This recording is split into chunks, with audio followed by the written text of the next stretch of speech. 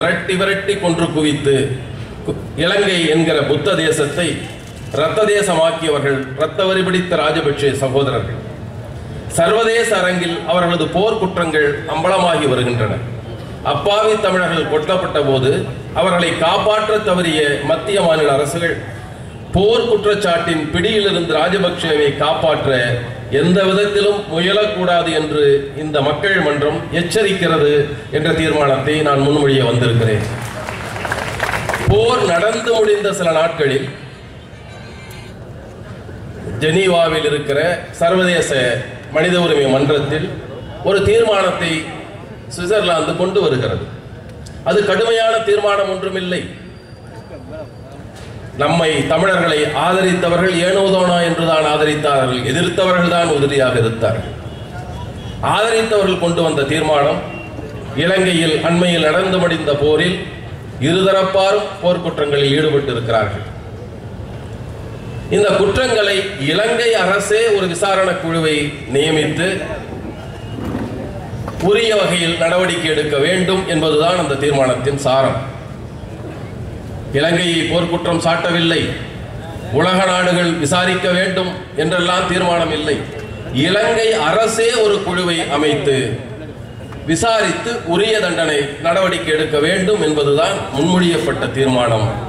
அதை கூட நம்முடைய இந்திய அரசு எதிர்த்தது மட்டுமல்ல, எதிர்த்தவர்களை ஒன்றிணைத்து அதை தோற்கடிக்க செய்தது. பயங்கரவாதத்திற்கு எதிரான போரில் வெற்றி பெற்ற ராஜபக்ஷவுக்கு வாழ்த்து தெரிவித்த தீர்மானத்தை தான் ஆதரித்தது. அவரிடம் நாம் வைக்கிற கோரிக்கை தான் இது. உலக நாடுகளில் நாம் ஒரு அங்கமாய் இருக்கிற இந்தியாவை தவிர அல்லது நம்முடைய நாட்டில் இருக்கிற அரசுகளை தவிர மற்றவர்களெல்லாம் அதை சுட்டிக்காட்டுகிறார்கள். பகை இனமாக கருதப்படுகிற சிங்கள இனத்தில் இலங்கை அரசின் போர் குற்றங்களை பற்றி அம்பலப்படுத்திய செய்தியாளர்கள் உயிரை இழந்திருக்கிறார்கள். தன் நாட்டில் வாழ முடியாமல் நாடு கடந்து வாழும் அதற்கு எதிரான குரல்களை எழுப்பி வருகிறார்கள். அண்மையில் நடந்த டப்ளின் தீர்ப்பாயத்தை பற்றி நாம் அதில் சொல்லப்பட்ட கருத்துக்களை பற்றி நாம் பேசிக் கொண்டிருக்கிறோம். அவர்கள் போர் குற்றங்கள் நிகழ்ந்திருக்கிறது, மனித குலத்திற்கு எதிரான குற்றங்கள் நிகழ்ந்திருக்கிறது. இனப்படுகொலையை பற்றி போதிய சாட்சியங்கள் இல்லை என்றாலும் அடையாளங்கள் இருக்கிறது, அதை விரிவாக விசாரிக்க வேண்டும் என்று சொல்லியிருக்கிறார். உலகத்தின் பெருங்குற்றங்களாக கூறப்படுகிற 3 குற்றங்களில் 2 குற்றங்கள் நடந்திருக்கிறது என்று உறுதியாக சொல்லப்பட்டிருக்கிறது.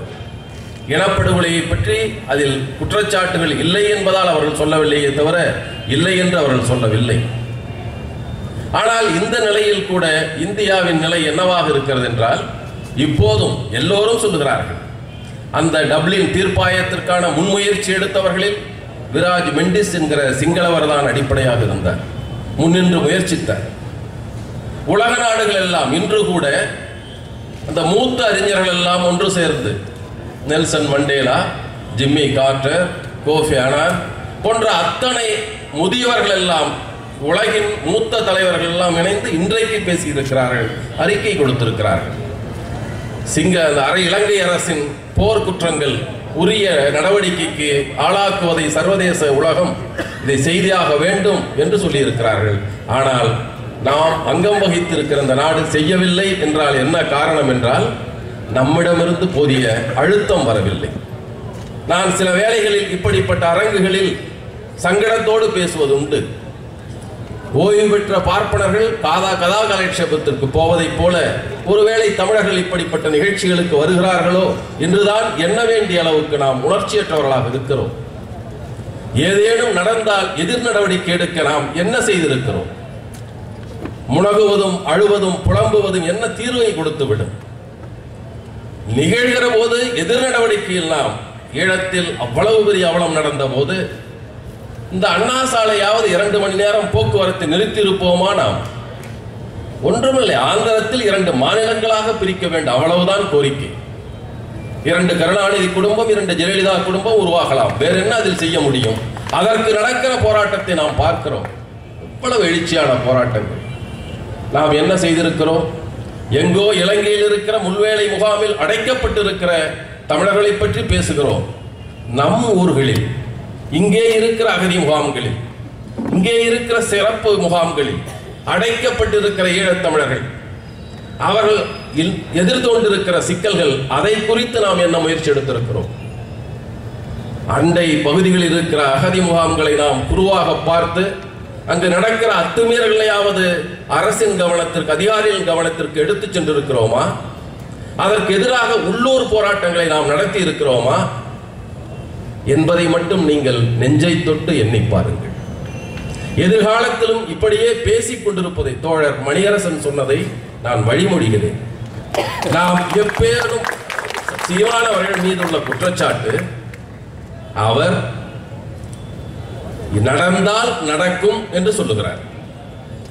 நடந்தால் என்பதற்கு தீர்வு காண வேண்டிய அரசு நடக்கும் என்று சொல்வதற்கு நடவடிக்கை எடுக்கிறது. நடக்காமல் இருப்பதற்கு என்ன தீர்வு? 1983 ஜூலை கலவரம் நடந்து முடிந்த பின்னால் மீனவர்கள் தாக்குதல் அப்போதுதான் தொடங்குகிறது. ஆகஸ்ட் 13ஆம் நாள் தான் முதலாக மீனவர்கள் தாக்கப்படுகிறார்கள். ஏன் விடுதலை புலிகளுக்கு ஆயுதம் போகிறது, விடுதலை புலிகள் போகிறார்கள் என்ற குற்றச்சாட்டில் சுடப்பட்டார்கள். முடிந்த பின்னால் ஏன் சொல்லுகிறார்கள்? இந்தியாவை வம்புக்கு இழுக்கிறார்கள் என்று வேண்டாமல் சொல்லலாம். நாம் இருக்கிற சூழலை நாம் இன்னும் எண்ணி பார்க்கவில்லை. போர்களை தமிழ்நாடு சந்தித்ததில்லை. வடக்கே இலங்கையும், மன்னிக்க வேண்டும், சீனாவும் பாகிஸ்தானும் தாக்க வருகிற போது வடமாநிலங்களில் சில அசைவுகள் இருக்கலாம். ஆனால் தமிழ்நாட்டில் எதுவும் இல்லாமல் அமைதியாக இருப்பதாக நாம் எண்ணிக்கொண்டிருக்கிறோம். அப்படி எண்ணித்தான் பல ஆலைகளை இங்கு அமைத்தார்கள். ஆயுத ஆலைகளை, அணு ஆலைகளை எல்லாம் இங்குதான் வைத்தார்கள். எங்கோ டிகோ கார்ஷியாவில் அமெரிக்கா தளம் வைத்த போது குரல் ஒலிப்பவர்கள்லாம் இப்போது மன்னாரில் சீனவன் வந்து அமர்ந்து கொண்டிருக்கிற போது பேசாமல் இருக்கிறார்கள். நமக்கான ஆபத்தை நாம் இன்னும் புரியாமல் இருக்கிறோம். இந்த அரசுகள் ஜனநாயகத்தை, நீதியை காப்பாற்ற கூட இதற்காக பேசாமல் இருந்தால் கூட விட்டுவிடலாம். தமிழ்நாட்டு தமிழன் மீது தாக்குதல் நடப்பதற்கான வாய்ப்புகள் அதிகரித்துக் கொண்டே போகிறது. அடுத்த போரில் குண்டு வீச்சுக்கள் தமிழ்நாட்டில் தான் வீழும் என்கிற அபாயம் இருக்கிற நிலையில் கூட இந்த அரசுகள் அமைதியாக இருக்கிறது என்று அவர்களை நாம் சொல்லுகிறோம். அமைதியாக இருக்க நாம் விட்டு கொண்டிருக்கிறோம். அதற்கான அழுத்தங்களை கொடுப்பதுதான் இந்த கூட்டத்தின் நாம் கலந்து கொண்டவர்களின் உண்மையான கலந்து கொண்டதின் நோக்கமாக இருக்க வேண்டும்.